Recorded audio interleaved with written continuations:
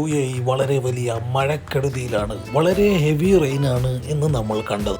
രാവിലെ മുതൽ തന്നെ നല്ല മഴയുണ്ടായിരുന്നു. കാലാവസ്ഥാ നിരീക്ഷണ കേന്ദ്രം പ്രത്യേകം അതിനെക്കുറിച്ച് ഇൻഫോം ചെയ്തിരുന്നു. വിശ്വസ്തമായ ന്യൂസിൻ്റെ അടിസ്ഥാനത്തിൽ നമ്മളും ഒരു വീഡിയോ ചെയ്തിട്ടുണ്ടായിരുന്നു. നമുക്കറിയാം, പലയിടങ്ങളിലും വെള്ളം വളരെയധികം കെട്ടിനിന്ന് വളരെ വലിയ ബുദ്ധിമുട്ട് തന്നെ ഉണ്ടായിട്ടുണ്ടാകും. കുറേ വാഹനങ്ങൾ വഴിയിലാവുകയും ഓടാതെ ബുദ്ധിമുട്ടാവുകയും തകരാറിലാവുകയും ചെയ്തിട്ടുണ്ട്.